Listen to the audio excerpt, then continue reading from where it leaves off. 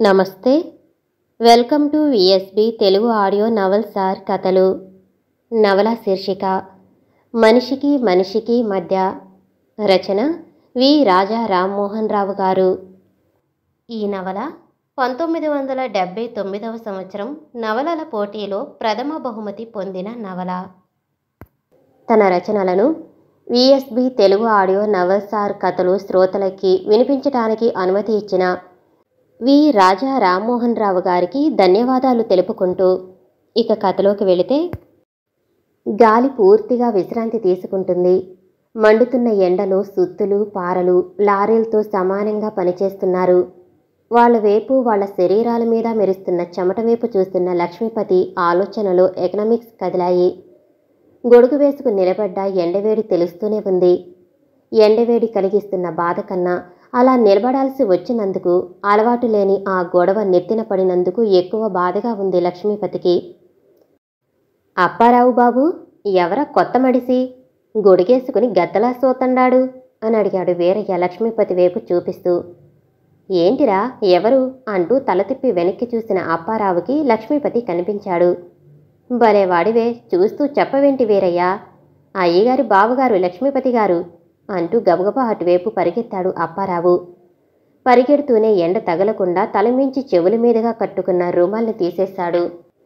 యజమానేనా అధికారేనా వచ్చినప్పుడు చేతిలో ఏ పనున్నా ఆపేసి దన్నాలెట్టడం, కూర్చునుంటే లేచి నిలబట్టం, పని వీలు కోసం తలకి నడుంకి ఒంటిపై గొడ్డేమన్నా బిగించుకునుంటే అవి తీసేసి ఆ రకంగా వాళ్ల పట్ల తమ గౌరవాన్ని గుర్తింపుని తెలియచేయటం చాలా చోట్ల ఎప్పటినుంచో అలవాటులో ఉన్నదే.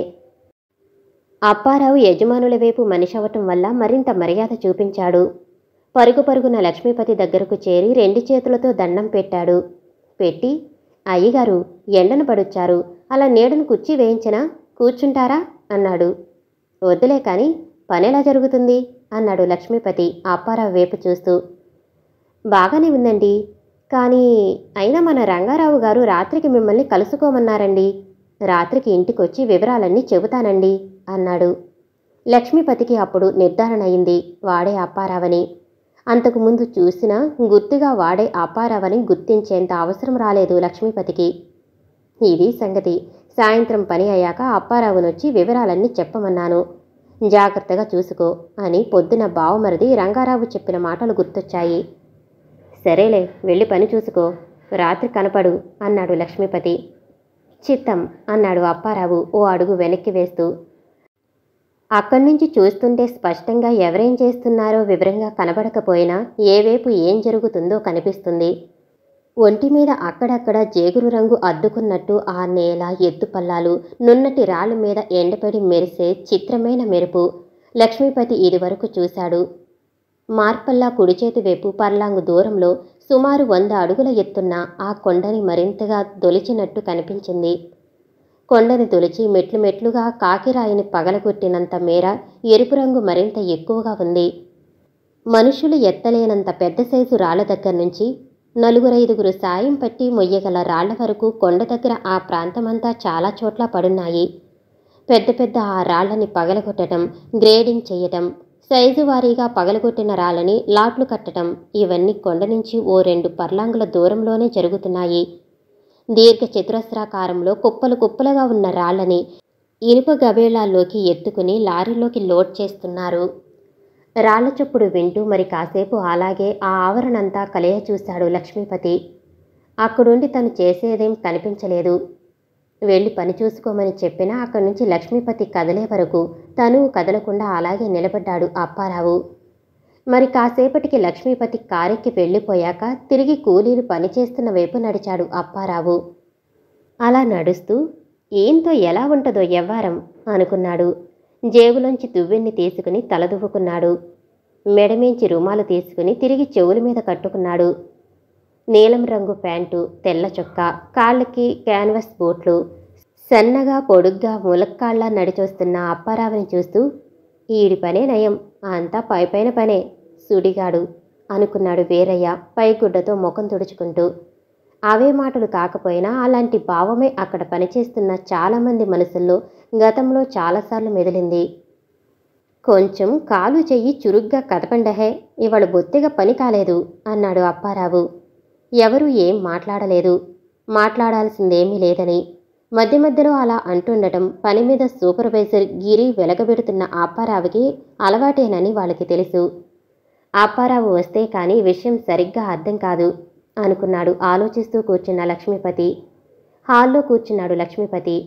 ఇంటి లోపల నుంచి కొద్దిగా చప్పుడు వినిపిస్తున్నా అంత ఎక్కువ సందడిగా లేదు. సాయంత్రం రాత్రిగా మారి 2 గంటలు పైగానే అయ్యింది. ఆ చుట్టుపక్కల మెజారిటీ జనాభాకి ఆ సమయం బాగా రాత్రి కిందే లెక్క. పొద్దున్నుంచి పని పాటలతో ఒళ్ళొలసిన జనం ఓ జాము నిద్రలో కూడా ఉంటారు. కానీ లక్ష్మీపతికి ఇంకా బాగా చీకటి పడినట్టు అనిపించలేదు. రాత్రి 12 దగ్గర పడితే తప్ప సాధారణంగా నిద్ర టైం అయిందనిపించదు లక్ష్మీపతికి. చాలా ఏళ్లుగా ఉన్న అలవాటు. ఆ అలవాటుకి అతని భార్య సరోజిని కూడా ఎదురు చెప్పలేక, చెప్పి ప్రయోజనం లేదని తెలిసి తనే సర్దుకుపోవటం అలవాటు చేసుకుంది.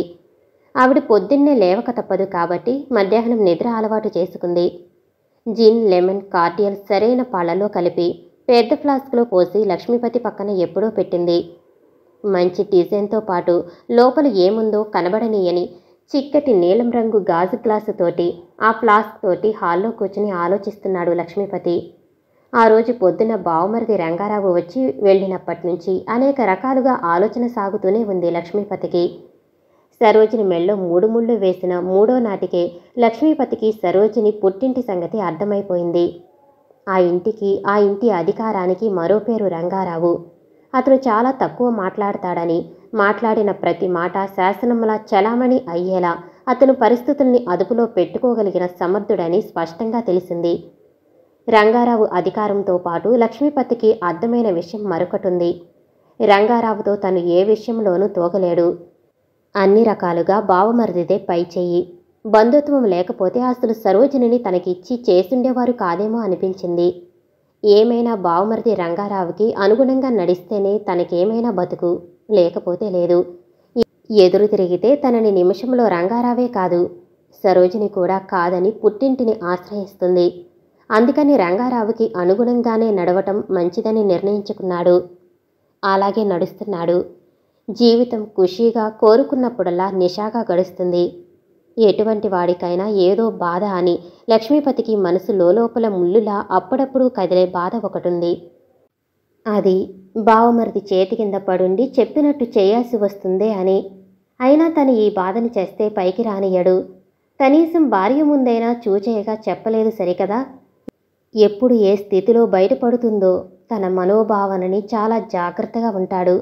ఆ జాగ్రత్త పగలే కాదు, రాత్రులు కూడా భార్యతో చాలా జాగ్రత్తగా ప్రవర్తించటం అలవాటు చేసింది లక్ష్మీపతికి. ఇలా కుటుంబ రాజకీయాల్ని అర్థం చేసుకుని జెంటిల్మెన్ అగ్రిమెంటులా బావమరిది రంగారావుతో సన్నిహితంగానే ఉంటూ రోజులు గడుపుతున్నాడు లక్ష్మీపతి. అప్పటికి లక్ష్మీపతికి సరోజినికి పెళ్ళయి ఇంకా 3వ ఏడు కూడా పూర్తి కాలేదు. ఈ స్థలంలో కాకిరాయి బయటపడిందని లోపాయికారిగా తెలుసుకున్నాడు రంగారావు. వెంటనే వెళ్లటమే కాదు, దగ్గరున్న డబ్బు చాలకపోతే మరో 10 ఎకరాలు తాకట్టు పెట్టాడు. ఉన్న చోట ఉన్న ఊళ్ళో చక్కటి వ్యవసాయం చేసుకోక ఎక్కడికో వెళ్ళి ఈ పిచ్చేమిటి అన్నారు ఊళ్ళో చాలామంది. వాళ్ళందరి మాటలు విన్నా ఎవరికీ ఒక్క మాట కూడా బదులు చెప్పలేదు. సరికదా, అవసరమైతే ఆ 10 ఎకరాలు కూడా అమ్మేయటానికి కూడా సిద్ధమే అన్నట్లు ప్రవర్తించాడు. ఏం తంటాలు పడ్డాడో, ఎవరెవరి చుట్టూ తిరిగాడో కానీ మొత్తానికి రంగారావు సాధించాడు. ఆ స్థలం మొత్తంలో కాకిరాయి తవ్వకం, అమ్మకం ఇంచుమించు సర్వాధికారాలకి మైనింగ్ లీజ్ సంపాదించాడు. ఏడాది తిరిగేటప్పటికీ ఆ పనిని ఓ దారికి తీసుకురావడమే కాదు, లక్ష్మీపతిని కూడా అందులోకి దింపాడు. పెళ్లిలో సరోజిని పేర పెట్టిన పొలం తాకట్టు పెడుతున్నానని చెప్పి రంగారావు ముందు 4 లారీలు లక్ష్మీపతి పేర కొన్నాడు. కాకిరాయి తవ్వకం జరుగుతున్న స్థలం నుంచి 20 మైళ్ళ దూరంలో ఉన్న రైలు స్టేషన్ వరకు కాకిరాయిని తరలించే కాంట్రాక్టు లక్ష్మీపతి పేర పెట్టాడు. అలా అంతా లక్ష్మీపతి పేర పెట్టినందుకు సరోజిని కొంచెం సణిగింది. నా పేరునున్న పొలం తాకట్టు పెట్టావు, పెట్టి ఆ లారీలన్నీ ఆయన పేరును కొన్నావు అని. ఏం చెయ్యాలో నాకు తెలుసులే, నువ్వు ఊరుకో అన్నాడు రంగారావు ఆ సనుగుడు విని. తమ్ముడే అయినా, వయసులో తనకన్నా చిన్నవాడే అయినా ఇంక ఏమనే అవకాశం లేదని తెలిసి ఊరుకుంది సరోజిని. 2 ఏళ్లు గడిచేలోపు పొలం తనఖా తాలూకు అప్పు వడ్డీతో సహా లక్ష్మీపతి చేత కట్టించేశాడు రంగారావు. తన దగ్గరే ఉన్న తనఖా కాగితాలు సరోజినికిచ్చేశాడు. పొలం అసలు ఎక్కడా తనఖా పెట్టలేదని, లారీలకి డబ్బంతా పెట్టుబడి పెట్టింది రంగారావేనని లక్ష్మీపతికి కూడా తెలియదు, సరోజినికి తెలియదు. ముందు ఓ 2 ఏళ్ల పాటు తనే దగ్గరుండి ఒళ్ళొంచి అన్నీ చూసుకున్నాడు లక్ష్మీపతి. పొలం అప్పు తీరిపోయాక, చేతిలోకి 4 డబ్బులు చేరాక లారీల అన్లోడింగ్, వేగన్ల లోడింగ్ వ్యవహారాలన్నీ చూడటానికి ఓ మనిషిని పెట్టాడు. అప్పుడప్పుడు వెళ్ళి వాణ్ణి అజమాయిషీ చేసి వస్తుంటాడు. పెద్దగా పనేం లేకుండా నెల తిరిగేటప్పటికీ నికరంగా ఆదాయం చేతిలో పడుతూ సుఖంగా గడిచిపోతున్నాయి లక్ష్మీపతికి రోజులు. సరిగ్గా ఈ సమయంలో రంగారావు వచ్చి లేనిపోని పని నెత్తిన పెట్టినందుకు చిరాగ్గానే ఉంది. చిరాగ్గా ఉన్నా మరో దారం లేదని తెలుసు. అందుకే రంగారావు చెప్పిన దానికి మారుమాట చెప్పకుండా తలూపాడు. ఆ రోజు పొద్దునొచ్చిన రంగారావు కూడా పెద్దగా గంటల తరబడేం మాట్లాడలేదు. అక్కగారిచ్చిన కాఫీ తాగేలోపే ఆ 4 ముక్కలు చెప్పేశాడు. చెప్పిన 4 ముక్కలు లక్ష్మీపతి వైపు సూటిగా చూస్తూ, జాగ్రత్తగా విను అన్న ధోరణిలో చెప్పాడు. నేను వేరే ఓ ప్రాజెక్ట్ ఏరియా కాంట్రాక్ట్ తీసుకున్నాను. ఫస్ట్ పేజీ 80 లక్షల కాంట్రాక్ట్. అందుకని ఇక్కడ ఈ కాకిరాయి తవ్వకం అవి ఇదివరకటిలా దగ్గరుండి చూసే టైం ఉండదు. ఇవాళ నుంచి మొత్తం అన్నీ నువ్వే చూసుకోవాలి. ఎక్సట్రాక్షన్ సైడ్ అందరూ పర్మనెంట్ స్టాఫే. జీతాల పద్ధతి అటువైపు ఇబ్బందేం లేదు. ఇకపోతే క్యాజువల్ పద్ధతి మీద పనిచేస్తున్న లేబర్ ఉన్నారు. వాళ్లతోటే ఇబ్బందిగా ఉంది. ఈ మధ్య చాలా జట్లు వెళ్ళిపోయారు. పర్మనెంట్ వాళ్ళకి వీళ్ళకి పనిలోనూ జీతాల్లోనూ మనం చూసే పద్ధతిలోనూ తేడా నువ్వు వెళ్ళి చూసి అర్థం చేసుకుంటే మంచిది. నేను చెప్పటం కన్నా నీకు నువ్వే అర్థం చేసుకుంటే ఎక్కడ చిక్కుందో ఎలా విడదీయాలో తేలిగ్గా తెలుస్తుంది. ఇకపోతే మన ఆఫీసుకి వెళితే మరిన్ని వివరాలు తెలుస్తాయి. కూలీల మీద అజమాయిషి ఒకడున్నాడు, అప్పారావని. వాడిని నిన్ను కలవమని చెబుతాను. వాడి ద్వారా కొన్ని విషయాలు తెలుస్తాయి. జాగ్రత్తగా చూసుకో అన్నాడు. లక్ష్మీపతి ఏం మాట్లాడకముందే, ఒకటి మాత్రం గుర్తుపెట్టుకో, మన కింద వాళ్ళని ఎవరిని ఏం అడిగేటప్పుడైనా నీకు తెలియక వాళ్ళని అడుగుతున్నట్టు మాత్రం కనబడకు, తెలిసిందా అన్నాడు రంగారావు తిరిగి. తెలిసిందన్నట్టు తలూపాడు లక్ష్మీపతి. కాఫీ కప్పు కింద పెట్టేసి ఓసారి లోపలికి వెళ్ళి ఇంట్లో వాళ్ళందరినీ పలకరించి వెళ్ళిపోయాడు రంగారావు. రంగారావు వెళ్ళిపోయాక కొన్ని సందేహాలొచ్చాయి లక్ష్మీపతికి. ఇది తనకి తెలియని వ్యవహారం. ఇందులో తలదూర్చి తిప్పలు పడే కన్నా ఏదో రకంగా తప్పుకోవటం మంచిదా? వెంటనే అది సరైన పద్ధతి కాదనిపించింది. ఎందుకంటే అలా తను తప్పుకునే అవకాశం రంగారావు మాటల్లో ఏమాత్రం తొంగి చూడలేదు. అందువల్ల అతన్ని కాదని నొప్పించడం మంచిది కాదు. ఇకపోతే సుఖానున్న ప్రాణాన్ని కష్టపెట్టి ఇదంతా నెత్తినేసుకుని నెగ్గుకొచ్చినా తనకి ఏమన్నా లాభముందా? ఏమో, అది రంగారావు ఇష్టం మీద ఆధారపడి ఉంది. లాభమున్నా లేకపోయినా ఇది తనకి తప్పనిసరి అనుకున్నాడు. అలా అనుకుని లేచి లోపలికెళ్ళాడు. లోపల నుంచి ఎదురొచ్చిన భార్య సరోజిని, ఇక్కడి బాధ్యత అంతా మీకు అప్పచెప్పమన్నాడు, నిజమేనా అని అడిగింది. నిజమే అన్నట్టు తలూపాడు లక్ష్మీపతి. కొంచెం శ్రద్ధ చూపించి జాగ్రత్తగా ఉండండి. చిన్నప్పటి నుంచి వాడి అలవాటు నేనెరుగుదును. అసలే అటు పెద్ద కాంట్రాక్టు అంటున్నాడు. ఇంక మళ్ళీ వెనక్కి తిరిగి దీని గురించి పాకులాడతాడని నమ్మకం నాకు లేదు. ఏటొచ్చి మీరు జాగ్రత్తగా ఉండి చేయగలరన్న నమ్మకం వాడికి కలగాలి అంది. ఆ మాటలు లక్ష్మీపతికి కొంచెం ఉత్సాహాన్నిచ్చాయి. తన భార్య ద్వారా రంగారావే ఆ మాటలు చెప్పించాడా అన్న ఆలోచన కూడా వచ్చింది. ఏమైనా తను బద్దకించకూడని వ్యవహారం అనుకున్నాడు. వెంటనే తయారై ఆఫీస్కెళ్ళాడు. అక్కడ కాసేపు గడిపి తిరుగుదారిలో పని జరుగుతున్న వైపు వచ్చాడు. అప్పుడే ఆ అప్పారావు కలిసిందేను. ఆఫీస్ వరకు, తవ్వకం పని వరకు ప్రస్తుతం ఇబ్బందులేం లేవు. అంతా మంచి ఆర్గనైజ్డ్గానే జరుగుతుంది. ఏటొచ్చి ఇంకా ఈ రోజువారీ వాళ్ళ సంగతే తెలియాలి. దానికి అప్పారావు రావాలి. లక్ష్మీపతి చేతిలో గ్లాసు ఖాళీ చేసి మరో గ్లాసు సగం తాగేటప్పటికీ అప్పారావు వచ్చాడు. వచ్చి అతి వినయంగా హాలుగుమ్మం దగ్గరే చేతులు కట్టుకుని నిలబడ్డాడు. రా లోపలికి అన్నాడు లక్ష్మీపతి అప్పారావుని చూసి. నెమ్మదిగా లోపలికొచ్చాడు అప్పారావు. చేతులు కట్టుకుని నిలబడే ఉన్నాడు. కూర్చో అన్నాడు లక్ష్మీపతి ఎదురుగా ఉన్న కుర్చీ చూపిస్తూ. పర్వాలేదండి అన్నాడు అప్పారావు. పర్వాలేదులే, కూర్చో అన్నాడు లక్ష్మీపతి తిరిగి. అప్పారావు కూర్చున్నాడు. కానీ కుర్చీలో కూర్చోలేదు. గుమ్మం పక్కనే స్టూల్ ఉంటే అది తెచ్చుకుని కూర్చున్నాడు. లక్ష్మీపతి గ్లాసులోంచి ఓ గుక్క తాగి అప్పారావు వైపు చూశాడు. నల్లటి అప్పారావు నీలం ప్యాటు, నల్ల చొక్కాలో మరింత నల్లగా కనిపించాడు. మధ్యాహ్నంలా మెడలో రుమాలు లేదు. జుట్టు నీటిగా దువ్వి ఉంది.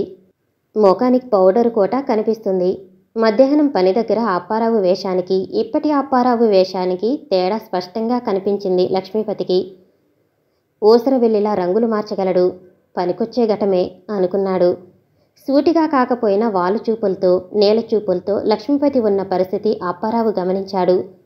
మల్లెపువ్వుల తెల్లటి బట్టలు, సోఫాకి మూలగా తిండేసుకుని సుఖంగా కూర్చున్న పద్ధతి, గ్లాసు పక్కనే ఫ్లాస్కు, కళ్ళల్లో చిరుమత్తు అన్నీ అప్పారావు చూశాడు. ఏంటి అప్పారావు విశేషాలు? ఇందాక చూస్తే పనిచేస్తున్న జనం పలచగా కనిపించారే అన్నాడు. చిత్తం, మీ చూపు కరెక్టేనండి. జనం బాగా తగ్గారండి. ఓ వారం రోజులుగా పని బాగా తగ్గిందండి. అసలు ఆ విషయమే చెబుదామనుకుంటుంటే తమరే అడిగారు అన్నాడు. అలాగా అన్నట్టు తలూపటం తప్ప లక్ష్మీపతి మాట్లాడలేదు. అప్పారావే తిరిగి మొదలెట్టాడు. కిందటి వారమే ఓ 2 జట్ల జనం వెళ్ళిపోయారండి. నిన్న మరో 2 జట్ల జనం వెళ్ళిపోయారు. మొత్తం 4 జట్లు తక్కువ ఉన్నారండి. మళ్ళీ టౌన్కెళ్ళి తంటాలు పడి జనాన్ని దండుకు రావాలండి అన్నాడు. టౌన్కెళ్ళాలా అన్నాడు లక్ష్మీపతి అప్పారావు వైపు చూస్తూ. తను చెప్పిన దాంట్లో ఆయువు పట్టున్న మాట పట్టుకుని లక్ష్మీపతి తిరిగి అనేటప్పటికీ, అమ్మో, ఈయంతో ఎవ్వారం అల్లాటప్పా కాదు అనుకున్నాడు అప్పారావు తనలో తను. పైకి మాత్రం చిత్తం, టౌన్కెళ్ళే కూడగట్టుకు రావాలండి జనాన్ని. ఈ చుట్టుపక్కల ఊళ్ళల్లో మనకి అనువైన వాళ్ళు దొరకరండి. దొరికినా వీళ్ళున్నపాటి కుదురుగా ఉండరండి అన్నాడు అప్పారావు. వీళ్ళు మాత్రం కుదురుగా ఏమున్నారులే, నువ్వే చెప్పావుగా 4 జట్లు వెళ్ళిపోయారని అన్నాడు లక్ష్మీపతి. వెళ్ళిపోయిన మాట నిజమేనండి. కానీ వాళ్ళు ఇక్కడికొచ్చి దరిదాపు 6 నెలలు అయ్యిందండి. వాళ్ళకి ఇంటి మీద ఇంటోళ్ళ మీద మనసు పోతుంది కదండి అన్నాడు. దానికి లక్ష్మీపతి ఇందాకటి తన పద్ధతిలోనే మరో మాట అన్నాడు. కర్ర పెరగకుండా పాము చావకుండా అప్పారావు మాటల్లోంచే ప్రశ్నలు లాగి వాడి మాటల్నే తిరిగి ఒత్తి పలికి మొత్తానికి మరో అరగంటికి విషయమంతా గ్రహించాడు లక్ష్మీపతి. క్యాజువల్ పద్ధతి మీద పనిచేయటానికి జనాన్ని మొదట్నుంచి కొంచెం దూరమైన చుట్టుపక్కల ఉన్న టౌన్స్ నుంచి తీసుకురావటమే అలవాటుగా ఆనవాయితీగా ఏర్పాటు చేశాడు రంగారావు. దానికి కారణం లేకపోలేదు. దూరం నుంచి టౌన్స్ నుంచి వచ్చిన జనం అయితే ఇక్కడి పరిస్థితులు కొంచెం ఇబ్బంది అయినా తట్టుకుంటారు. కొన్ని నెలలైనా ఓపిక పడతారు. పైగా అంత దూరం నుంచి వచ్చాం, తిరిగి ఏం పోతాంలే అన్న భావన కూడా వాళ్లలో ఎక్కువ ఉంటుంది. అదే చుట్టుపక్కల వాళ్ళైతే మర్నాటికే తిరుగు ప్రయాణం పెట్టే అవకాశం ఉంది. ఒకవేళ కొంతమంది పనికి సిద్ధపడినా కొంపలు దగ్గరే కాబట్టి తరచూ నాగాలు పెట్టే ప్రమాదం ఉంది. పల్లెల్లోని లేబర్కి పొలం పనుల ఆధారం ఒకటుంది. పనుల సీజన్లో ఒక్కడు మిగలడు. అలాంటి సమయాల్లో పని ఆగిపోక తప్పదు. ఇవన్నీ ఆలోచించే రంగారావు ఈ పద్ధతిని అలవాటుగా మార్చాడు. పని జనం బాగా పలచబడ్డప్పుడు అప్పారావు టౌన్కెళ్ళి జనాన్ని దండుకు రావటం పరిపాటి. అన్నీ విన్నాక, మరైతే టౌన్కెళ్ళొస్తానంటావా అని అడిగాడు లక్ష్మీపతి. అవునన్నట్టు తలూపాడు అప్పారావు. మరైతే ఎప్పుడెళతావు అన్నాడు లక్ష్మీపతి. తవరిష్టం, ఎప్పుడు లెక్కిచ్చి పంపితే అప్పుడెళతాను అన్నాడు అప్పారావు తలగూక్కుంటూ. ఏమాత్రం అవసరం ఉంటుందేంటి? మనిషికి 100 అవుద్దండి. ఓ 50 మందికి సరిపడా పట్టుకెడితే బావుంటుందండి అన్నాడు. అంటే 5,000 అన్నమాట అన్నాడు లక్ష్మీపతి. మళ్ళీ తలూపాడు అప్పారావు. అప్పటికే అప్పారావు కళ్ళ ముందు టౌన్ రంగురంగుల నాట్యం చేస్తుంది. సరే అయితే రేపొద్దున్నేరా, లెక్కేస్తాను, విడుదువుగాని అన్నాడు లక్ష్మీపతి. మరోసారి దండమెట్టి తన వినయాన్ని ప్రదర్శించి వెళ్ళిపోయాడు అప్పారావు. ఈసారికి అప్పారావుని పంపటం తప్పనిసరి అనిపించినా ఇక ముందేనా ఈ విషయంలో ఏదో దారి చూడాలనుకున్నాడు లక్ష్మీపతి సోఫాలో నుంచి లేస్తూ. బస్సులో కార్నర్ సీటు చూసుకుని కూర్చున్నాడు అప్పారావు. కిటికీ వైపున్న జేబులో లక్ష్మీపతి ఇచ్చిన డబ్బు భద్రంగా పెట్టుకున్నాడు. మరింత జాగ్రత్త కోసం ఆ జేబు మీదే మరో చెయ్యి వేసుకున్నాడు. 2 జతల బట్టలు, వాటితో పాటు కావలసిన మిగిలిన వస్తువులు బ్రీఫ్ కేసులో సర్దుకుని తెచ్చుకున్నాడు. దాన్ని కూడా కాళ్ళ దగ్గరే పెట్టుకున్నాడు. జేబులోని నోట్లు తిన్నగా చేతివేళ్లకి తగలపోయినా కట్టగా ఉన్న ఆ నోట్ల మీద జేబు మించే చేతివేళ్లతో రాస్తూ ఆ స్పర్శ సుఖాన్ని అనుభవిస్తున్నాడు. మంచి హుషారుగా ఉంది అప్పారావుకి. ఇప్పుడే కాదు, ఎప్పుడో ఈ రకం పని మీద టౌన్కి బయలుదేరినా హుషారుగానే ఉంటుంది. జేబులో ఉన్న 5,000 తనవే అన్నంత తృప్తిగా ఉంది అప్పారావుకి. ఓ రకంగా ఆ 5,000 తనవే అన్న భావన లేకపోలేదు అప్పారావులో. మిగిలిన విషయాలన్నీ వదిలేస్తే ప్రస్తుతం ఆ డబ్బుని తనిష్టం వచ్చినట్టు చేసుకోవచ్చు. అలా ఆ సమయంలో ఎవరి అనుమతి అక్కర్లేకుండా ఆ డబ్బు నేను చేసే అధికారమేనా తనకుందన్న స్వతంత్ర భావనే చాలా గర్వంగా ఉంది అప్పారావుకి. అలా అని ఆ డబ్బుని పాడు చేయాలని కానీ, కొట్టేసి ఎటైనా పారిపోవాలని కానీ ఉద్దేశం ఏమాత్రం లేదు. ఆ 5,000తో తన ముందొక పనుంది. ఓ 50 మంది కూలోళ్ళకి నచ్చచెప్పి పనికి తీసుకెళ్ళాలి. ఆ పనికిగాను 5,000 ఖర్చు పెట్టినా, 1000 ఖర్చు పెట్టినా అది తనిష్టం. తన సామర్థ్యం మీద ఆధారపడిన విషయం. ఆ పని ఎలా చెప్తాడో అది తనకి ఛాలెంజ్. ఈ పనిలో ఉన్న తలనొప్పి అప్పారావుకి తెలియక కాదు. ముక్కు మొగం తెలియని 50 మందిని కూడగట్టుకుని వాళ్ళని ఊరు కాని ఊరు తీసుకెళ్లటం అంటే తేలిక కాదు. మంచి తెలివితేటలతో అంతకు మించిన మాటలతోటి కూడుకున్న పని. ఒక్కొక్కడు ఒక్కో రకం ప్రశ్నిస్తాడు. ఒక్కో రకం అనుమానం బయట పెడతాడు. అన్నిటికీ ఓపిగ్గా బదులు చెప్పాలి. నమ్మకం కలిగించాలి. అప్పుడు కూడా తీసుకెళ్ళాలి. అయినా అప్పారావుకి సంతోషమే. కష్టమైన పనులకి వెనకాడే తత్వం కాదు అప్పారావుది. పోతే కష్టం వెనకాలే సుఖం ఉండాలి. శ్రమ పక్కనే లాభం ఉండాలి. నంగరి పింగరిగా కాకుండా తనే యజమానిలా ప్రవర్తించే అవకాశం ఉండాలి. అప్పుడు అప్పారావుకి హుషారు. ఈ పనిలో అన్నీ ఉన్నాయి అప్పారావుకి. అందుకే మంచి హుషారుగా ఉన్నాడు. ఇప్పుడే కాదు, ఈ రకం వృత్తికి చిన్నప్పటి నుంచి అలవాటు పడ్డాడు అప్పారావు. తల్లి తండ్రి పోయే నాటికి వాళ్ళ గురించి బెంగ పెట్టుకోవటమే తప్ప బాధపడటం ఎరగని వయసు అప్పారావుది. తోడబుట్టిన వాళ్ళెవరూ లేని ఒంటరి బతుకు. ఎవరూ దిక్కులేని ఆ సమయంలో మేనత్త పోలమ్మ చేరదీసింది అప్పారావుని. మేనత్త మొగుడు అప్పలస్వామి రిక్షా తొక్కేవాడు. మెయిన్ రోడ్డు మీద కాలువవార పాకలో ఉండేవాళ్ళు. పాక ముందు పెద్ద బల్లేసి చిన్న దుకాణం నడుపుతుండేది పోలమ్మ. సిగరెట్లు, బీడీలు, చుట్టలు, వేరుశనగ పప్పుండలు, నిమ్మతొనల్లాంటివే కాక సీమచింతకాయలు, పుచ్చకాయ ముక్కల్లాంటి సీజనల్ సరుకులు కూడా ఉండేవి పోలమ్మ దుకాణంలో. ఆ కొట్టు పూర్తిగా పోలమ్మ ఆస్తి. దానిమీద అప్పలస్వామికేం అధికారం ఉండేది కాదు. వాళ్ళిద్దరికీ ఒక్కతే కూతురు. దానికి చంద్రిక అని ముద్దుగా పేరెట్టిన పోలమ్మ గాని అప్పలస్వామి గాని దాన్ని ఏనాడూ అలా పిలవలేదు. సెంద్రి అని, సెంద్రి అని, ఓసి సెంద్రి అని ఇలా రకరకాలుగా పిలిచేవారు. సెంద్రివి చీకిరి కళ్ళే కాదు, కళ్ళ నిండా ఎప్పుడూ పుసుకులుండేవి. చింపిరి తలతో ఒంటి నిండా మట్టితో ఎప్పుడూ చీదరగా ఉండేది. పోలమ్మ చేరతీసే నాటికి 6 ఏళ్లు అప్పారావుకి. అప్పుడు 2 ఏళ్ల పిల్ల సెందిరి. అస్తమానం తల్లి రొమ్ము కంటుకుపోయి పాలు తాకపోయినా నోట్లోంచి తల్లి రొమ్ము వదలకుండా కళ్ళని చికిలించి అటు ఇటు దిక్కులు చూసే సెంద్రివేపు చిత్రంగా చూస్తుండేవాడు అప్పారావు. నడుస్తున్నప్పుడు చెట్ల మీద ఒక కొమ్మ మించి మరో కొమ్మ మీదికి దూకేటప్పుడు తల్లి పొట్టకి అతుక్కుపోయి దిక్కులు చూసే కోతిపిల్లలా కనిపించేది సెందిరి అప్పారావుకి. తన రొమ్ము అలవాటు పోలమ్మ తప్పించాక సెంద్రిని ఎత్తుకుమోసే పని అప్పారావుకొచ్చింది. కొన్నేళ్లపాటు ఆ పిల్లని ఎత్తుకుమోశాడు. పొడుగ్గా పుల్లలా ఉండేవాడు అప్పారావు. బొద్దుగా కుదిమట్టంగా ఉండేది సెందిరి. దాన్ని ఎత్తుకుని గట్టిగా పావుగంట తిరిగితే చాలు ఆయాసం వచ్చేసేది అప్పారావుకి. దానికి తోడు ఎన్ని గంటలు ఎత్తుకు తిప్పినా కుయ్యిక్కు కైక్కుమనేది కాదు సెందిరి. కాని ఒక్క నిమిషం చంక దింపితే చాలు మొయ్యోమని పెద్ద పెట్టున ఏడుపు లంకించుకునేది. మేనత్త తిట్లకి దెబ్బలకి దడిసి ఆ పిల్లని అలాగే ఎత్తుకు మోసేవాడు. అప్పారావు మరీ మొండికెత్తినప్పుడు వేరుశనగ పప్పుండో, జీడో లేకపోతే ఐస్ ఫ్రూట్ కొనుక్కోవటానికి ఓ కానియో లంచమిచ్చేది పోలమ్మ. మేనత్త తిట్లకి దడిసో లంచాలకి ఆశపడో ఏ రకంగా ఎత్తుకు మోసినా సెందిరిని మనసులో అస్తమానం తిట్టుకుంటూనే ఉండేవాడు అప్పారావు. దరిద్రపు ముండ, దున్నపోతంత బరువు, కాలువలు పడిచొచ్చినా బావున్ను, చికిలి కళ్ళముండా అని రకరకాలుగా తిట్టుకుంటుంటే మనసుకి కొంచెం తృప్తిగా ఉండేది అప్పారావుకి.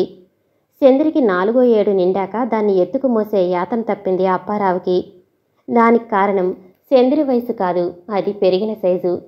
ఓసలాగా అప్పారావు ఎదుగు బదుగు లేకుండా ఉండిపోయినా సెందిరి మాత్రం గుండ్రంగా రోలులా తయారైంది. మరో 2 ఏళ్లు దాన్ని కూడా పట్టుకుని ఆడించే ఉద్యోగమే సరిపోయింది అప్పారావుకి. అప్పటికి 10 ఏళ్ల వయసొచ్చింది. కొంచెం కొంచెం లోకం ఏమిటో తెలియటం ఆరంభమైంది అప్పారావుకి. సరిగ్గా అప్పుడే అప్పలస్వామి అప్పారావుని పనిలో పెట్టాడు. తిండి కలిసొస్తుందని కొంత, కుర్రాన్ని ఏదో పనిలో ఎలాగా పెట్టాలని కొంత, మొత్తానికి అప్పారావు వెల్కమ్ హోటల్లో క్లీనర్గా చేరాడు. అక్కడి నుంచి ఆరంభమైంది అప్పారావు మనోవికాసం. జీతంలో మేనత్తకివ్వకుండా పింగించిన డబ్బులు, హోటల్లో ఓవర్ టైం చేస్తే వచ్చిన డబ్బులు పెట్టి బాగా సినిమాలు మరిగాడు అప్పారావు. అందులో ఎక్కువగా మార్నింగ్ షోలకి వెళ్ళేవాడు. వెళ్ళేది నేల క్లాసులే అయినా మార్నింగ్ షో అయితే కన్సెషన్ రేట్లు మరీ తక్కువ. మార్నింగ్ షోలు ఎక్కువగా హిందీ ఇంగ్లీషు సినిమాలు నడిచేవి. వాటిలోని రంగురంగుల దృశ్యాలు, కార్లు, ఖరీదైన హోటళ్ళు, అందమైన ఆడాళ్ళు అవన్నీ చూసిన అప్పారావుకి తనది కానిదైన మరో ప్రపంచం ఉందని అర్థమైపోయింది. అక్కడి నుంచి తనుంటున్న పాక, కాలవ వార చుట్టూ పీతళ్లతో ఆ వాతావరణం, మేనత్త చిల్లర కొట్టు, అసహ్యంగా కనిపించే సెందిరి ఇవన్నీ ఎంతో తక్కువగా అనిపించడం మొదలెట్టాయి. సెందిరికి 10వ ఏడు వచ్చే నాటికి అప్పారావుకి 14 వచ్చాయి. పోలమ్మ అంతకుముందు చాలాసార్లంది అప్పారావుతో, సెందిరిని ఎప్పుడు కట్టుకుంటావరా అని. మరీ చిన్నప్పుడు.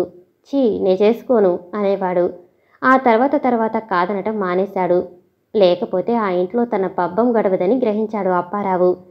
చివరికి ఆ ప్రసక్తి వచ్చినప్పుడల్లా వేళాకోళాటం కూడా అలవాటు చేసుకున్నాడు. ఎప్పుడు చేసుకుంటావరా అని పోలమ్మ అడిగినప్పుడు, చేసుకుంటాలే కాని నీ కొట్టి ఇచ్చేస్తావా అనేవాడు నవ్వుతూ. కొట్టేందిరా, అత్తకి అల్లుడాసి ఏదైనా ఇచ్చేత్తా అనేది పోలమ్మ నవ్వుతూ. సెందిరికి 10వ ఏడు నిండేటప్పటికి ఏళాకోళాలు మానేసింది పోలమ్మ. పిల్ల పెద్దది కాకుండా పెళ్లి చెయ్యాలా, అది మన ఆచారం అని మొగుణ్ణి అప్పారావుని కూడా తొందర పెట్టడం మొదలెట్టింది. పోలమ్మకి మొగుడికి సాధారణంగా ఏ విషయంలోనూ కలిసేది కాదు. అస్తమానం గోలగోలగా సాగే వాళ్ల దెబ్బలాటలంటే ఎంతో చిరాగ్గా ఉండేది అప్పారావుకి. అలాంటిది కూతురి పెళ్లి విషయంలో ఇద్దరూ ఒకటైపోయి గబగబా ఏర్పాట్లలోకి దిగేటప్పటికీ అప్పారావుకి కంగారు పుట్టింది. చివరికి ధైర్యం చేసి మేనత్త చిల్లర కొట్లోంచి ఓ 10, పనిచేసే హోటల్లోంచి ఓ 10 కొట్టేసి ఆ రాత్రే ఎవరికీ తెలియకుండా రైలెక్కేశాడు అప్పారావు. ఆ తర్వాత చాలా చోట్ల చాలా పనులు చేశాడు. ఒక్కో చోట ఒక్కో రకం ఇబ్బంది, బాధ అనుభవించిన అన్ని అనుభవాల సారంగా అప్పారావుకి అర్థమైందేమిటంటే మెత్తగా ఉంటే చిత్తుగా తోమేస్తారని. అందుకే పని తక్కువ, హంగెక్కువ ఉండే పనుల్ని వెతుక్కుంటూ ఒకటి కాదని మరో దానిలోకి మారుతూ చివరికి రంగారావు దగ్గర చేరాడు. తను చెప్పిన పని ఎలాంటిదైనా చేసుకురాగలిగే మనుషులు కావాలి రంగారావుకి. ఆ పద్ధతిలో అప్పారావు నచ్చాడు రంగారావుకి. రంగారావు దగ్గర పని అప్పారావుకి నచ్చింది. 10 మంది మీద తనే అజమాయిషీ, పై పని. ఇలాంటి టౌన్ పనులు తగిలినప్పుడు పై సంపాదన, పై సుఖం ఉన్నాయి. అప్పారావు ఎన్నాళ్ళు తన దగ్గర పనిలో ఉంటాడని రంగారావు, ఎన్నాళ్ళు ఈయన నన్ను పనిలో ఉంచుకుంటాడని అప్పారావు ఎప్పుడూ ఆలోచించరు. ఎందుకంటే అది పరిస్థితులపైన, అప్పటి అవసరాలపైన ఆధారపడి ఉంటుందని ఇద్దరికీ తెలుసు. చిన్నతనంలో మేనత్త ఇంట్లో అణిగిమణిగి పడుండి అయిష్టమైన పనులెన్నో తప్పనిసరిగా చేసి బతికిన అప్పారావుకి తనిష్టం వచ్చినట్టు తను బతకాలన్నది అంతర్గతంగా ఎదుగుతూ వచ్చిన కోరిక. ఆ కోరిక ఇప్పుడు తీరుతుంది. ఎప్పుడు కావాలంటే అప్పుడు వెళ్ళిపోతాడు, ఎక్కడ కావాలంటే అక్కడ బతుకుతాడు. తన జీవితానికి తనే రాజు. ఇకపోతే ఇబ్బంది లేకుండా సుఖంగా రోజు గడవాలి. అందుకని అలా గడవటానికి తగిన పనులు చేయటమే అప్పారావు ధ్యేయం. అదే అతని code of conduct. Apparao bus దిగేటప్పటికి బాగా చీకటి పడింది. ఇంకా ఆ రాత్రికి చేసే పనేం లేదని తెలుసు. అదీ కాక తను కాస్త విశ్రాంతిగా సుఖపట్టానికి వీలున్నది ఆ రాత్రేనని తెలుసు. బస్సు దిగ్గానే రిక్షా బేరమాడుకుని ఎక్కి కూర్చున్నాడు. రిక్షా ఆ సందు తిరిగి ఈ ఇల్లు ఇంకో 10 గజాల దూరంలో ఉందనగా కొంచెం ఆతృత పడింది అప్పారావు మనసు. తీరా వెళ్ళేటప్పటికీ ఖాళీగా ఉంటుందో లేదో అనుకున్నాడు. గుమ్మంలో రిక్షా ఆగ్గానే డబ్బులిచ్చేసి గుమ్మంలోకి ఓ గెంతు గెంతాడు. ఆ 2 పోర్షన్లకి ఆ నడవాయే దారి. ముందు పోర్షన్ తలుపులు వేసేసి ఉన్నాయి. రెండో పోర్షన్ తలుపులు తెరిచుండటం కళ్ళబడేటప్పటికీ ప్రాణం లేచొచ్చింది అప్పారావుకి. మళ్ళీ అని పిలిచాడు గదిలోకి అడుగు పెడుతూ. వస్తున్నా అని బదులు పలికింది లోపలి గుమ్మంలోంచి. చేతిలో పెట్టిని మంచం మీద పెట్టి లోపలి గది వైపు నడిచాడు అప్పారావు. పూర్తిగా లోపలికి వెళ్ళక్కర్లేకుండానే గుమ్మంలోనే ఎదురొచ్చింది మల్లేశ్వరి. అలాగే గుమ్మానికి ఓ కాలు అటు ఇటు ఉండగానే ఊడుంలా పట్టేసుకున్నాడు మల్లేశ్వర్ని అప్పారావు. అయ్యో అయ్యో ఆత్రమా, గుమ్మంలోకి కాలెడుతూనే ఇంత కంగారా అంది మల్లేశ్వరి అప్పారావు పట్టు వదిలించుకుంటూ. అసలే బస్టాండ్ దగ్గర నుంచి ఖాళీగా ఉంటావో బుక్ అయిపోయి ఉంటావోనని ఆత్రం. తీరా కళ్ళబడ్డాకైనా ఈ మాత్రం ఏడి చూపించకపోతే ఎలా అన్నాడు అప్పారావు వంకర నవ్వు నవ్వుతూ. ఏం బుక్ అయిపోతే మటుకు తమరికేమైనా ప్రమాదమేంటి? ఈ ఈదిలో నా సవితులకేం తక్కువ అంది మల్లేశ్వరి కూడా ముసిముసిగా నవ్వుతూ. ఆ సంగతి అప్పారావుకి తెలుసు. మల్లేశ్వరి ఖాళీ లేకపోతే మరో పంకజం. కానీ ఇది అలవాటైన చోటు. కొత్తగా ఏర్పాట్లు ఎత్తుక్కోటాలు ఈ తిప్పలు పడనక్కర్లేదు. అదీ కాక ఆ పనులన్నీ చేయటానికి ముఖ్యమైన ఇబ్బంది బద్ధకం. బద్ధకానికి సుఖానికి మంచి స్నేహమని అభిప్రాయం అప్పారావుకి. బద్ధకంగా గడుపుతూ సుఖించటంలోనే మంచి మజా ఉందని మరో అమూల్యాభిప్రాయం అప్పారావుది. కానీ ఈ విషయాలేం బయటికి తెలియకుండా దాన్ని వ్యాపార రహస్యంలా దాచేసి, నువ్వన్నట్టు వాళ్ళకేం లోటు లేదు, కానీ నీ యవ్వనం, నీ సోకు, నువ్వు చూసే చూపు వాళ్ళకి ఈ జన్మకి రావద్దు అన్నాడు మల్లీశ్వరిని ఎక్కేస్తూ. పోదు బడాయి అంది మల్లీశ్వరి. ఆ తర్వాత ఆ గదిలో మంచం ఎక్కిన అప్పారావు చాలా అవసరమైనప్పుడు తప్ప మంచం దిగలేదు. మల్లీశ్వరి సాయంతో మందు తెప్పించుకున్నాడు. మందుతో పాటే కోడికూర, పరోటాలు తెప్పించుకున్నాడు. మందు కొడుతూ మల్లీశ్వరి చేత బతిమాలించుకున్నాడు. గొప్పగా ఫోజు కొడుతూ ఎన్ని పనులు చేస్తున్నా అప్పారావు ప్రతి కదలికలోనూ ఆత్రం, కక్కుర్తి మల్లీశ్వరి గమనించకపోలేదు. అంత ఏడి మీదుండి ఎందుకంత బడాయి? తొంగోటానికి తొందరగా ఉందని చెప్పొచ్చుగా అంది మల్లీశ్వరి. అబ్బే అదేం లేదు, ఇంకా మందు మధ్యలోనే ఉంటే తొందరేంటి అన్నాడు అప్పారావు బెంకంగా. అప్పారావు పద్ధతి కొత్తేం కాదు మల్లీశ్వరికి. వచ్చినప్పుడల్లా రాత్రంతా ఉంటాడు. ముందు ఊరికే ఆత్రపడి కంగారుపడి నానా హడావిడి పడతాడు. కలయకికి మధ్య చాలా రోజులు వ్యవధి వల్ల అలా కంగారు పడతాడని తెలుసు. రాత్రంతా ఉంటావుగా, కంగారేం అని అతన్ని శాంతపరచాలని చూడటం తప్ప ఇంతకు ముందెప్పుడు అతని గొడవేం తెలుసుకునే ప్రయత్నం చేయలేదు. ఏ అడ్డంకు లేకపోయినా మనసులో నిజం కొండబద్దలు కొట్టినట్టు చెప్పుకుని ఏడవలేని సన్నాసినని, ఉట్టి కక్కుర్తి ఎదవని మొదట్లో అప్పారావుని తిట్టుకునేది. కానీ రాను రాను అప్పారావు పరిస్థితి అర్థమై మల్లీశ్వరి ఉద్దేశం మారింది. అవును, ఎప్పుడొచ్చినా ఇలా ఆవురావురమని వస్తావు? నువ్వు పనిచేసే చోట అసలు ఆడగాలే తగలదేటి అంది మల్లీశ్వరి. అప్పుడే మందు కొద్దిగా అప్పారావులో కలుస్తుంది. ఆడగాలి లేదు, పిల్లగాలి లేదు, కనీసం ముసలిగాలి కూడా తగలదక్కడ అన్నాడు అప్పారావు నవ్వుతూ. పోని ఎవరినైనా పిల్లని కట్టుకుని అక్కడికి తీసుకెళ్లి కాపురం పెట్టకూడదు అంది మల్లీశ్వరి తిరిగి. ఏటి కాపురమా? అక్కడ భలేదానివే. నేనిలా కాస్త నవ్వుతూ ఖుషీగా ఉండటం నీకిష్టం లేదేంటి? లేకపోతే ఇలా 4 డబ్బులు నీకు గిట్టుబాటు అవుతుంటే కష్టంగా ఉందా అన్నాడు అప్పారావు.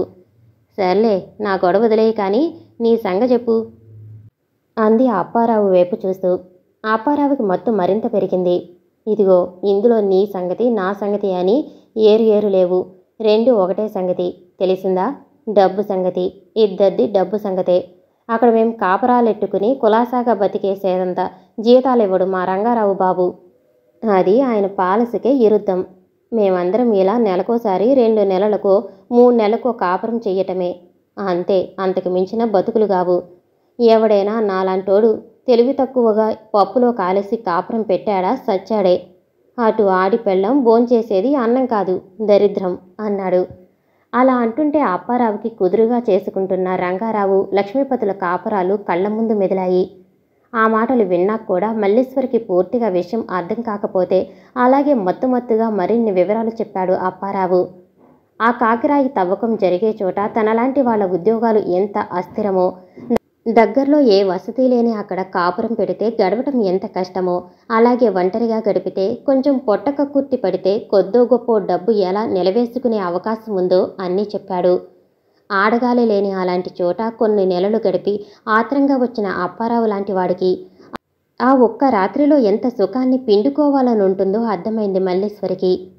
ఆకలి కడుపుకి తిండి కక్కుర్తిలాగే ఒంటికి మరో ఒంటి కక్కుర్తి అనుకుంది. అలా అనుకుంటుంటే తన జీవితం, అలాంటి రాత్రులలో తనకుండే అభిప్రాయాలు గుర్తొచ్చి ఒళ్ళు జలధరించింది మల్లీశ్వరికి. ఆ జలధరింపుకి తట్టుకోలేక ఒక్కుదుటిన అప్పారావు చేతిలోంచి గ్లాసు లాక్కుని సగం పైగా తాగేసింది. అది అలా ఉండాలి హుషారంటే అన్నాడు అప్పారావు గ్లాసు మళ్ళీ నింపుతూ. హుషారని అప్పారావు అన్న మాటకి పిచ్చిదాన్లా నవ్వింది మల్లీశ్వరి. ఆ గ్లాసు కాక మరో గ్లాసు ఇద్దరు పంచుకు తాగేటప్పటికి మందు ఖాళీ అయిపోయింది. మళ్ళీ తెప్పించుకుందామా అన్నాడు అప్పారావు కొంచెం మత్తుగా ఉన్న మల్లీశ్వరిని చూస్తూ. తెప్పించుకుందాం అన్నట్టు తల ఊపింది మల్లీశ్వరి. అప్పారావు దగ్గర డబ్బు తీసుకుని తనే వీధిలోకెళ్ళింది ఆ ఏర్పాటు చూడటానికి. రెండోసారి తెప్పించుకున్నది మరో గ్లాసు పడ్డాక ఇద్దరికీ మత్తు బాగా ఎక్కింది. భలే గుందులే మళ్ళీ అన్నాడు అప్పారావు. అందుకే నువ్వంటే నాకిష్టం అంది అప్పారావు కాళ్ళ వైపు ఒదిగి పడుకుంటూ. ఎందుకిష్టం? మందు కొట్టామనా అన్నాడు అప్పారావు. అందుకు కాదు, వస్తే రాత్రంతా ఉంటావు అందుకు అంది. పిచ్చి మొఖమా, రాత్రంతా ఉంటే ఇష్టమేంటే అన్నాడు. మల్లీశ్వరి అంటున్నదేమిటో అర్థం కాక అసలు ఏదో అడగాలనుకున్నాడు. ఆ క్షణాన ఆలోచన సరిగ్గా సాగక ఏదో అన్నాడు. రాత్రంతా ఉంటే అందులో పెద్దగా ఇబ్బంది పెట్టని నీతో రాత్రంతా ఉంటే ఒక్క రాత్రి అయినా కాపురం చేసినట్టుంటుంది. అదే ఇద్దరికో ముగ్గురికో బేరాలు చేసిన రాత్రి అయితే చీదరా అన్నీ సరిగా ఉంటే పర్లేదు కానీ ఏమాత్రం సిరాగ్గా ఉన్నా ఏ కొంచెం నీరసంగా ఉన్నా కూడా నరకమే అంది. అప్పారావేం మాట్లాడలేదు. మత్తుగా ఉన్న కళ్ళు మూస్తూ తెరుస్తూ పడుకున్నాడు. నీకో చిత్రం చెప్పనా? ఇలా రాక వచ్చినప్పుడు మీకు ఆత్రం ఎలా ఉంటుందో మాకు ఇలాంటి రాత్రుళ్ళు మనసులో ఓ కుళ్ళుంటుంది. అదేంటో తెలుసా? మంచి బేరం దొరికిన ఈ రాత్రైనా ఒళ్ళలవకుండా చూసుకోవాలనుంటుంది. వీలున్నంత వరకు కబుర్లు చెప్పో కవ్వించో గడిపేయాలనుంటుంది అంది మల్లీశ్వరి తిరిగి. ఆ మాటలు వినగానే ఉలిక్కిపడ్డాడు అప్పారావు. ఏంటి మళ్ళీ నన్ను ఎర్రోణ్ణి చేయాలని చూస్తుందా అనుకున్నాడు. అనుకుంటూనే లేచి మల్లి వైపు చూశాడు. అదే సమయంలో మల్లి కూడా అప్పారావు వైపు చూసి నవ్వింది. ఇందాక ఒళ్ళు జలధరించిన దగ్గర నుంచి లోపలి మనసుకి తాగుతున్న మందుకి మధ్య తచ్చాడుతున్న ఆ మాటలు 4 అప్పారావుతో చెప్పేశాక తేలిక ఉంది మల్లేశ్వరికి. అందుకే తేలికపడ్డ మనసుతో తన వైపే చూస్తున్న అప్పారావు వైపు చూసి నవ్వుతూ 2 చేతులు చాపింది. నన్ను ఎర్రోణ్ణి చేయటమేంటి? అదేం లేదు, అదే ఎర్రిది, ఎర్రిముండా అనుకుంటూ దాని మీదకి ఒరిగిపోయాడు. మందు మహత్తు, అంతకుముందు మాట్లాడుకున్న మాటల ప్రభావమో, రాత్రి గడుస్తున్నా ఇద్దరూ కలిసి దగ్గరగానే గడుపుతున్నా వేరువేరుగానే ఉన్నట్టుంది అప్పారావుకి మల్లేశ్వరికి. ఎవరో పెట్టుబడి పెట్టిన వ్యాపారాన్ని కూలి డబ్బులు కాసిపడి తాము చేస్తున్నట్టుంది ఆ కలయిక ఇద్దరికీ. ఆ రాత్రికి అప్పారావు డబ్బులిస్తాడని మల్లీశ్వరి డబ్బు తీసుకుంటుందని ఇద్దరూ మరిచిపోయినా ఏదో వ్యాపారం చేస్తున్నట్టే ఉంది ఇద్దరికి. సగం రాత్రి గడిచిపోయాక ఇద్దరూ చాలా వరకు అలసిపోయాక ఇంక మన బతుకులు ఇంతేనేమో అంది మల్లీశ్వరి. నీ మొహం అలా అనుకోవటం ఎందుకు? ఎప్పటికైనా నేను లక్షాధికారిని అయిపోనా? నిన్ను పెద్ద బిల్డింగ్లోకి తీసుకుపోనా అన్నాడు అప్పారావు కొంచెం గట్టిగా నవ్వుతూ. నువ్వు లక్షాధికారివి అయిపోవటము నిజమే, అయిపోయాక నన్ను గుర్తుపెట్టుకోవటము నిజమే అంది మల్లేశ్వరి కూడా జీవం లేని నవ్వు నవ్వుతూ.